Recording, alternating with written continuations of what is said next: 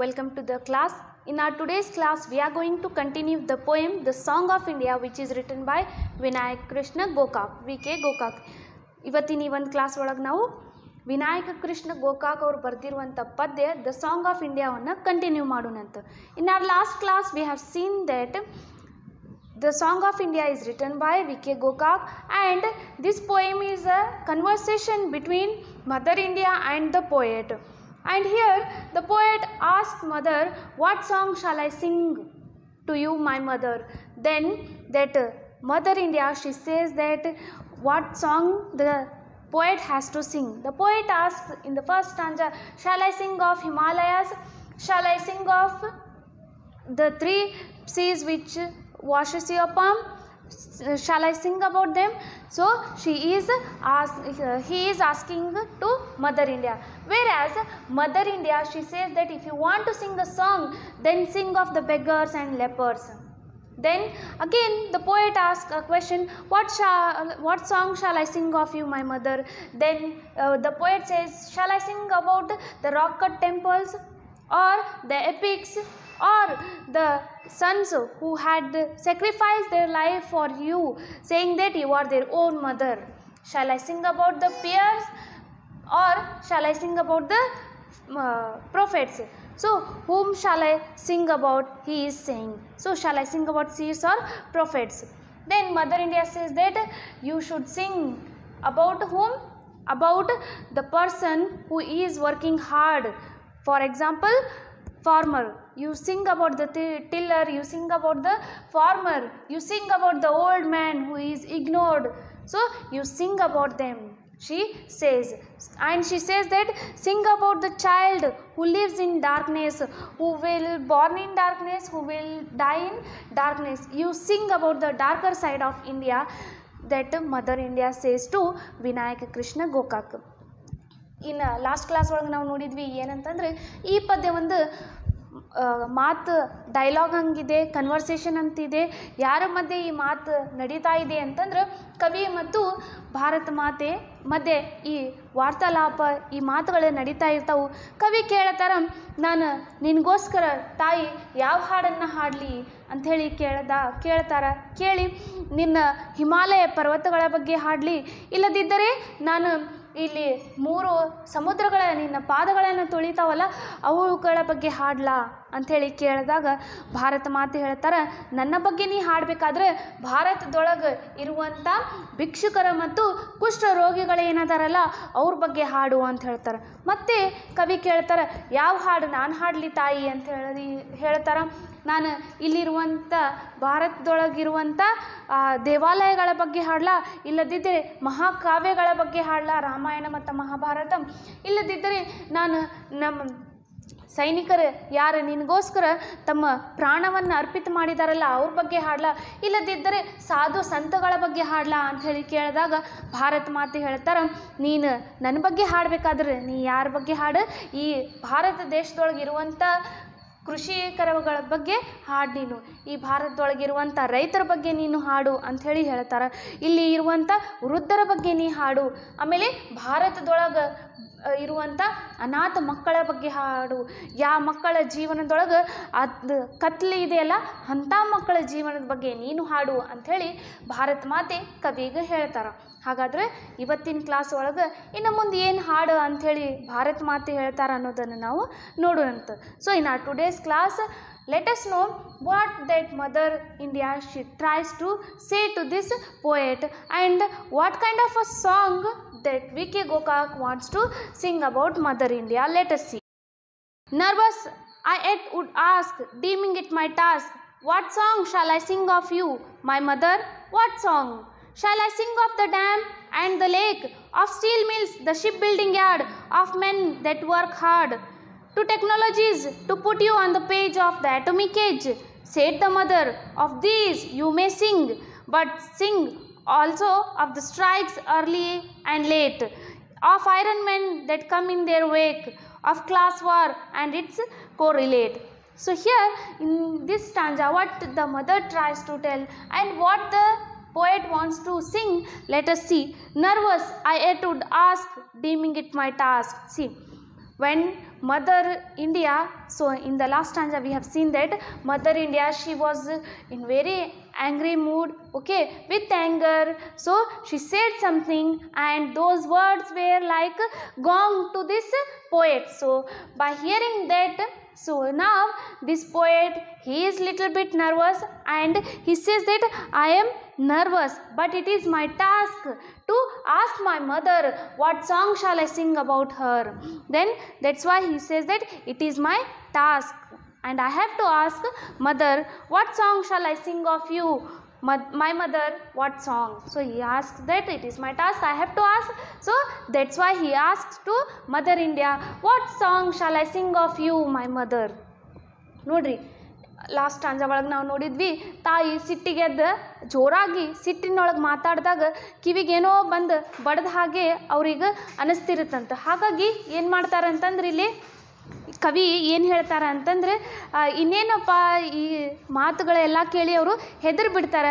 ಹೆದರಿ ಏನು ಹೇಳ್ತಾರೆ ಅಂತಂದರೆ ಮತ್ತು ಕೇಳ್ತಾರೆ, ಇದು ನನ್ನ ಕರ್ತವ್ಯ, ಇದು ನಂದು ಕೆಲಸ, ಇದು ನನ್ನ ಟಾಸ್ಕ್, ನಾನು ತಾಯಿ ಭಾರತ ಮಾತೆಗೆ ಕೇಳಬೇಕು.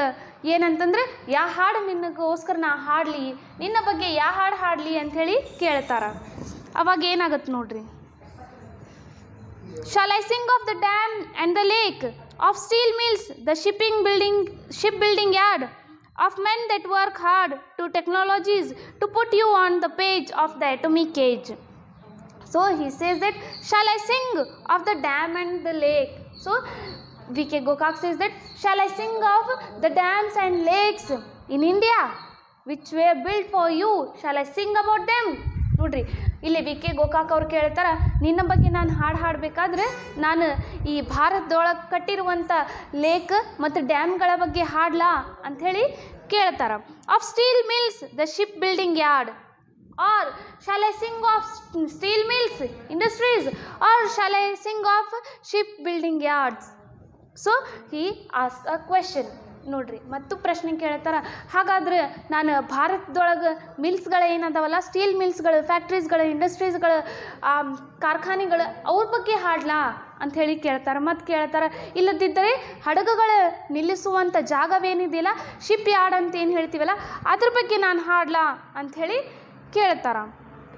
Of men that work hard to technologize, to put you on the page of the atomic age, or shall I sing of the men who work hard to put the technology, to put you in this modern atomic age. So shall I sing about the scientist, shall I sing about the technologist? Whom should I sing? Shall I sing about them who brought you in this atomic page, who wrote your name in this atomic age? ಇಲ್ಲಿ ಕವಿ V.K. Gokak ಅವರು ಏನು ಹೇಳ್ತಾರೆ ಅಂತಂದ್ರೆ, ಯಾರು ಹಾಡು ಹಾಡಲಿ ತಾಯಿ ನಾನು ಅಂಥೇಳಿ ಕೇಳ್ತಾರೆ. ಇವತ್ತಿನ ಈ ಪರಮಾಣು ಯುಗ ಅಂತ ಏನು ಹೇಳ್ತೀವಲ್ಲ, ಈ ಪರಮಾಣು ಯುಗದೊಳಗೆ ನಮ್ಮ ಸೈಂಟಿಸ್ಟ್ಗಳು ಏನದಾರಲ್ಲ, ಅವರು ನಿನಗೋಸ್ಕರ ತಂತ್ರಜ್ಞಾನದೊಳಗೆ ಮುಂದುವರೆದಿದ್ದಾರೆ. ಸೊ ಆ ತಂತ್ರಜ್ಞಾನದ ಬಗ್ಗೆ ನಾನು ಹಾಡ್ಲಾ, ಭಾರತದೊಳಗಿರುವಂಥ ತಂತ್ರಜ್ಞಾನದ ಬಗ್ಗೆ ನಾನು ಹಾಡ್ಲಾ ಅಂಥೇಳಿ ಕೇಳ್ತಾರೆ. ಅವಾಗ ಏನಾಗತ್ತೆ ನೋಡ್ರಿ. Said the mother of these you may sing. See then mother said yes among these you may sing. ನೋಡ್ರಿ ಈ ಎಲ್ಲ ಏನು ವಿಚಾರಗಳನ್ನು ನನಗೆ ಹೇಳಿದೆಯಲ್ಲ, ಸೊ ಇದ್ರ ಬಗ್ಗೆ ನೀ ಹಾಡ್ಬೋದು ಅಂಥೇಳಿ ಭಾರತ ಮಾತೆ ಹೇಳ್ತಾರೆ. ಮತ್ತೇನು ಹೇಳ್ತಾರೆ ನೋಡ್ರಿ. But sing also of the strikes early and late. See then she says you may sing, but with that you sing of home, you sing of strikes early or late. ನೋಡ್ರಿ ಆದರೆ ಹಾಡು ಈ ಎಲ್ಲ ಏನು ಟೆಕ್ನಾಲಜಿಗಳ ಬಗ್ಗೆ ಹೇಳಿದಿ, ಅಟೋಮಿಕ್ ಏಜ್ ಬಗ್ಗೆ ಹೇಳಿದಿ, steel mills ಬಗ್ಗೆ ಹೇಳಿದಿ, ship building yard ಬಗ್ಗೆ ಹೇಳಿದಿ, ಇದು ಎಲ್ಲದ ಬಗ್ಗೆ ಹಾಡು. ಆದರೆ ಅದರ ಜೋಡಿ ಏನು ಹಾಡು ಅಂತಂದರೆ, ಸೊ ಭಾರತದೊಳಗೆ ಎಷ್ಟೋ ಜನ ಸ್ಟ್ರೈಕ್ಗಳನ್ನು ಮಾಡಿದ್ದಾರೆ, ಹೋರಾಟಗಳನ್ನು ಮಾಡಿದ್ದಾರೆ. ಅದು ಮೊದಲಿರ್ಬೋದು, ಇಲ್ಲದಿದ್ದರೆ ತದನಂತರ ಆ ಹೋರಾಟವನ್ನು ಮಾಡಿರ್ಬೋದು. ಆ ಹೋರಾಟದ ಬಗ್ಗೆನೂ ಸಹಿತ ನಿನ್ನ ಹಾಡಲ್ಲಿ ಬರಿ ಅಂಥೇಳಿ ಹೇಳ್ತಾರೆ. Or iron men that come in their wake of class war and its correlate. See, or you may sing about iron men who gave a new dimension, new way to India, new way to the perception of Indians who fought for the equality, who brought equality to men and women. You may sing about them. Who fought for the class war. You may write about them. You may sing about them. So she says ನೋಡ್ರಿ ಇಲ್ಲಿ ಭಾರತ ತಾಯಿ ಏನು ಹೇಳ್ತಾರಂತಂದ್ರೆ ಉಕ್ಕಿನಂಥ ಮನುಷ್ಯರು ನನ್ನ ಭಾರತದೊಳಗೆ ಏನಿದ್ರಲ್ಲ ಅವರ ಬಗ್ಗೆ ನೀ ಹಾಡು. ಯಾಕಂತಂದ್ರೆ ಯಾರ್ಯಾರು ನನಗೋಸ್ಕರ ಹೋರಾಟ ಮಾಡಿದ್ದಾರೆ ಅವ್ರ ಬಗ್ಗೆ ಹಾಡು. ನಮ್ಮ ಭಾರತದೊಳಗೆ ನಾವು ಏನು ನೋಡ್ಬೋದು ಅಂತಂದ್ರೆ ಮೇಳ ಕೀಳ, ಆಮೇಲೆ ಜಾತಿ ಮೇಲ್ಜಾತಿ ಕೆಳಜಾತಿ, ಬಡವ ಶ್ರೀಮಂತ, ಈ ಎಲ್ಲದ್ರ ಬಗ್ಗೆ ಯಾರ್ಯಾರು ಹೋರಾಟವನ್ನು ಮಾಡಿದಾರಲ್ಲ ಅವ್ರ ಬಗ್ಗೆ ನೀನು ಹಾಡು. ಇಂಥ ಒಂದು ವಿಚಾರಗಳನ್ನು ಇಟ್ಕೊಂಡು ಯಾರು ಹೋರಾಟ ಮಾಡಿದ್ದಾರೆ ಅವ್ರ ಬಗ್ಗೆ ನೀನು ನಿನ್ನ ಹಾಡಲ್ಲಿ ಹಾಡು ಅಂಥೇಳಿ ಹೇಳ್ತಾರೆ. Then what she says, let us see. Quarrels, I said, is there no song that I can sing of you? Heart whole, unalloyed, a song bathed in the stainless blue, unwavering in the wide. At that the mother rose, draped in blue sky. Milk white oceans heaved round her. Their waves were the entrance and enthroning light, on which she sat and wrote the book of morrow. Her forehead opened like earth's destiny, yielding the sun god, cancelling all sorrow. It was clear dawn, like a nightmare fled the night, and the sunbeam was as the hand that saves. So now let us see what she says and what poet wants to convey the message in this last stanza. Quarrels, I said, is there no song that I can sing of you?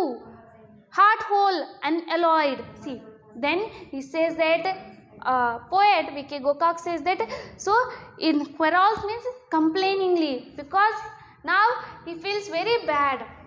Why? Because mother is asking different to sing and he wants to sing, he wants to praise mother, whereas mother asked to show the darker side. So that's why with complaining he says that, mother, is there no song for you which can I sing with my whole heart without mixing anything? Can't I sing? So is there no song he is asking. ನೋಡ್ರಿ, ಬೇಜಾರವಾಗಿ complaint ಮಾಡೋ ರೀತಿ ಒಳಗೆ ಕವಿ ಹೇಳ್ತಾರ, ಹಾಗಾದ್ರೆ ತಾಯಿ ನಿನ್ನ ಬಗ್ಗೆ ಹಾಡಬೇಕಾದ್ರೆ ನಾನು ಅಂಥ ಯಾವುದೂ ಹಾಡಿಲ್ವಾ, ಪವಿತ್ರವಾಗಿ ಪೂರ್ಣವಾಗಿ ನಿನಗೋಸ್ಕರ ಅರ್ಪಿತ ಮಾಡುವಂಥ ಹಾಡಿಲ್ವಾ ನನ್ನ ಕಡೆ ಅಂಥೇಳಿ ಕೇಳ್ತಾರ. A song bathe in the stainless blue, unwavering in the wide. See, can't I sing a song which is pure, which is like a stainless blue, and which is not vaporing in the void, which is not disappearing with nothingness. So he says that. ಇನ್ನು ಕವಿ ಏನು ಹೇಳ್ತಾರ ಅಂತಂದ್ರೆ, ಭಾರತ ಮಾತೆ ನಿನ್ನ ಬಗ್ಗೆ ನಾ ಏನು ಹಾಡು ಹಾಡ್ತಾ ಇದ್ದೀನಲ್ಲ, ಈ ಹಾಡ್ದೊಳಗೆ ಪವಿತ್ರವಾಗಿ ಪೂರ್ಣವಾಗಿ ನಿನಗೋಸ್ಕರ ಹಾಡುವಂಥ ಹಾಡು ಯಾವುದೇ ಇಲ್ಲ ಅಂಥೇಳಿ ಕೇಳ್ತಾರ. ಇಲ್ಲಿ ವಿ ಕೆ ಗೋಕಾಕ್ ಅವರು ಹೇಳ್ತಾರೆ ಏನಂತಂದ್ರೆ, ತಾಯಿ ನಿನ್ನ ಬಗ್ಗೆ ಪವಿತ್ರವಾಗಿರುವಂಥ ಹಾಡು ಇಲ್ವಾ, ನಿನ್ನ ಬಗ್ಗೆ ಯಾವುದೂ ಕಲುಷಿತ ಏನೂ ಮಿಕ್ಸ್ ಮಾಡಲಾರ್ದು ಹಾಡುವಂಥ ಯಾವುದೂ ಹಾಡಿಲ್ವಾ ಅಂಥೇಳಿ ಹೇಳ್ತಾರೆ. ಯಾಕಂತಂದ್ರೆ ನಿನಗೆ ನಾನು ಹೊಗಳ್ಬೇಕಂತದೀನಿ ನನ್ನ ಹಾಡ್ದೊಳಗೆ, ಆದ್ರೆ ನೀನೇನು ಮಾಡ್ತಾ ಇದ್ದಿ, ನಿನ್ನ ಒಳಗಿರುವಂಥ ಆ ಕತ್ಲವಾಗಿರುವಂಥ ವಿಷಯಗಳು ಏನದಾವಲ್ಲ ಅದ್ರ ಬಗ್ಗೆ ಹಾಡು ಅಂತ ಹೇಳ್ತಾ ಇದ್ದಿ, ಹಾಗಾಗಿ ಯಾವುದೂ ಅಂಥ ಹಾಡಿಲ್ವಾ ಅಂಥೇಳಿ ಇಲ್ಲಿ ವಿ ಕೆ ಗೋಕಾಕ್ ಅವರು ಕೇಳ್ತಾರ ತಾಯಿಗೆ. Then what happens? At that mother rose, draped in blue sky. So now what happens means, by listening to this, now mother, she rose as though she is draped in blue sky. She is in now blue sky. ನೋಡ್ರಿ, ಇಲ್ಲಿ ಇಷ್ಟು ಮಾತುಗಳನ್ನು ಕೇಳಿದ ನಂತರ ತಾಯಿ ಎದ್ದು ನಿಂತಿರ್ತಾಳೆ. ಹೇಗೆ ಎದ್ದು ನಿಂತಿರ್ತಾಳೆ ಅಂತಂದ್ರೆ, ಆಕಾಶದೊಳಗೇನೋ ಎದ್ದು ನಿಂತಿದ್ದಾಳೇನೋ ಆ ರೀತಿ, ಆಕಾಶದೊಳಗೆ ಏನೋ ಒಂದು ಪ್ರಭಾವ ಬೀರಿದೇನೋ ಆ ರೀತಿ ತಾಯಿ ಎದ್ದು ನಿಂತಿರ್ತಾಳೆ. Milk white oceans heaved round her. So when she rose, the sky is there and the oceans, they look like as though they are milk white, and the waves, they were surrounded by the mother India. ನೋಡ್ರಿ, ತಾಯಿ ಎದ್ದು ನಿಂತ ತಕ್ಷಣ ಆಕಾಶದೊಳಗೆ ಇನ್ನೇನೋ ತಾಯಿ ಎದ್ದು ನಿಂತಿದ್ದಾಳೇನೋ, ಅದೇ ತರಹ ಆ ಸಮುದ್ರಗಳ ಒಳಗೆ ಏಳುವಂಥ ಎಲೆಗಳು ಏನದಾವಲ್ಲ, ಆ ಎಲೆಗಳು ಯಾವ ರೀತಿ ಕಾಣಿಸ್ತಾ ಇದ್ದಾವೆ, ನೀರಿನ ಹಾಲಿನೊಳಗೆ ಬರುವಂಥ ನೊರೆ ಹಾಗೆ ಈ ಒಂದು ನೀರು, ಈ ಒಂದು ಸಮುದ್ರದ ನೀರು ಕಾಣಿಸ್ತಾ ಇದ್ದಾವೆ ಅಂಥೇಳಿ ಹೇಳ್ತಾರೆ. There waves were the entrancing and enthroning light, on which she sat and wrote the book of morrow. See, ನಾವು their waves, in the sense the waves of oceans.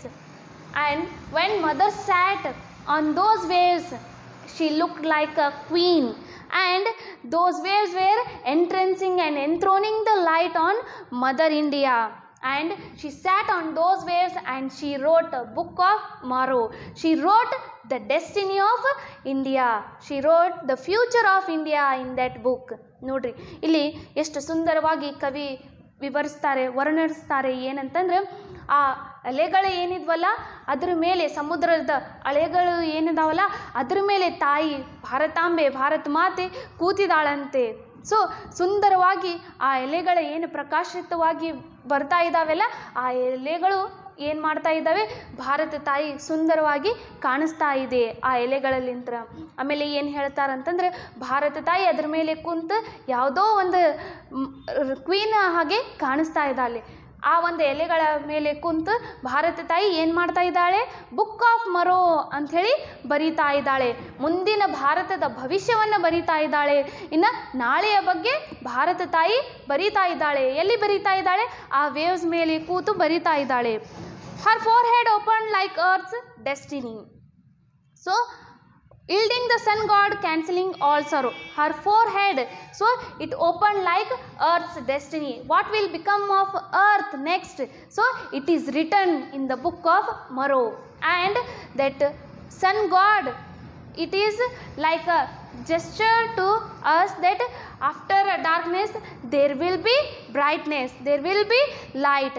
And this sun god, so he is a symbol of happiness to India, she says. ನೋಡ್ರಿ ಇನ್ನು ಏನು ಮಾಡ್ತಾರಂತಂದ್ರೆ, ಭಾರತ ತಾಯಿ ಆ book of ಮೊರೋ ಒಳಗೆ ನಮ್ಮ ವಿಧಿಯನ್ನು ಬರೀತಾರೆ. ಮುಂದೆ ಏನಾಗತ್ತೆ ಭಾರತ, ಅದ್ರ ಬಗ್ಗೆ ಬರೀತಾರೆ.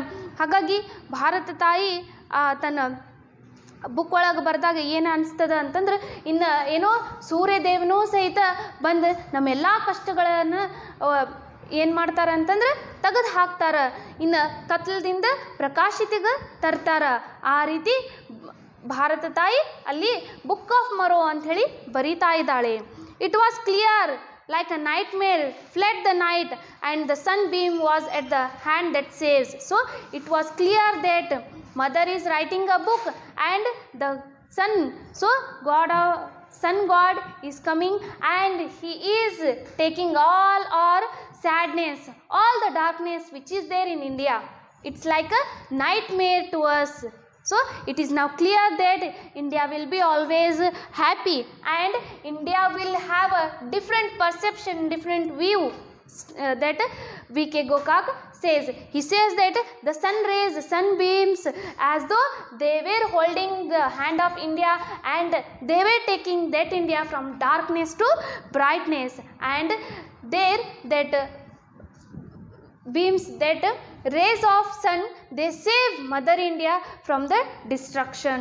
So this is the poem. ಇಲ್ಲಿ ಕೊನೆಯದಾಗಿ ಕವಿ ಏನು ಹೇಳ್ತಾರಂತಂದ್ರೆ, ಇದು ಒಂದು ಕನಸು ಆಗಿದ್ದಂತೆ, ಹೌದಾ, ಕೆಟ್ಟ ಕನಸು ಆಗಿದ್ದಂತೆ ಅಂಥೇಳಿ ಹೇಳ್ತಾರೆ. ಏನಂತಂದ್ರೆ, ಭಾರತ ಮಾತೆ ಕೇವಲ ಕತ್ಲಿನೊಳಗಿದ್ದಾರೆ. ಆ ಕತ್ಲಿನಿಂದ ಹೇಗೆ ಬರೋದಪ್ಪ ಅಂತಂದ್ರೆ, ಭಾರತ ತಾಯಿ ಸೂರ್ಯ ದೇವರನ್ನ ಕರೆದಿದ್ದಾಳೆ. ಆ ಸೂರ್ಯ ದೇವರ ತನ್ನ ಆ ಒಂದು ಕಿರಣಗಳಲ್ಲಿಂದ್ರೆ ನಮ್ಮ ಭಾರತ ತಾಯಿ ಏನು ಕತ್ಲದೊಳಗಿದ್ದಾಳಲ್ಲ ಅಲ್ಲಿಂದ ತೆಗೆದು ಅವರ ಕೈಯನ್ನು ಹಿಡಿದು ಅದಕ್ಕೆ ಪ್ರಕಾಶದೊಳಗೆ ತಂದಿದ್ದಾರೆ, ಅದಕ್ಕೆ ಬೆಳಕಿನಲ್ಲಿ ತಂದಿದ್ದಾರೆ ಅಂಥೇಳಿ ಹೇಳ್ತಾರೆ. ಏನಂತಂದ್ರೆ, ನಾವು ಭಾರತ ಮಾತೆಯ ಪ್ರೇಸ್ ಮಾಡಬೇಕಾದ್ರೆ, ಅದರ ಹೊಗಳ್ಬೇಕಾತಂದ್ರೆ, ಭಾರತದೊಳಗೆ ಇದು ಇದೆ ಅದು ಇದೆ ಅಂಥೇಳಿ ಕವಿ ಹೊಗಳ್ಬೇಕಾದ್ರೆ ಭಾರತ ತಾಯಿ ಏನು ಹೇಳ್ತಾರಂತಂದ್ರೆ, ನನ್ನ ಬಗ್ಗೆ ಹೊಗಳಲಿಕ್ಕೆ ಹೋಗಬೇಡ, ನನ್ನ ಭಾರತದೊಳಗೆ ಎಷ್ಟೊಂದು ಈ ಒಂದು ದೇಶದೊಳಗೆ ಎಷ್ಟೊಂದು ಡಾರ್ಕರ್ ಸೈಡ್ ಅದಾವಲ್ಲ, ಕತ್ಲ ಸೈಡ್ ಅದಾವಲ್ಲ, ಆ ಎಲ್ಲ ಒಂದು ನೆಗೆಟಿವ್ ಡಿಮೆರಿಟ್ಸ್ಗಳನ್ನು ಎತ್ತು ಹಿಡಿ ಅಂಥೇಳಿ ಹೇಳ್ತಾರೆ. ಕೊನೆಯದಾಗಿ ತಾಯಿಯೇ ತನ್ನ ಕೈಲಿಂತ್ರ ಈ ಭಾರತದ ಒಂದು ಫ್ಯೂಚರನ್ನು ಬರೀತಾರೆ, ದ ಬುಕ್ ಆಫ್ ಮೊರೋ ಒಳಗೆ. So here what happens means, V.K. Gokak, he gives us message that there are many darker sides of India. So Mother India, she asks to write about the darker side with not to praise India, she says. And here we have to change our perception, we have to change our view towards that Mother India, and we have to take care of this motherland. She says, and she says that sun god, how the rays of sun gives us a hope, a happiness, light. In the same way, India will also get a hope and happiness with the help of this sun. So she says, and I hope you all understood the lesson. Thank you.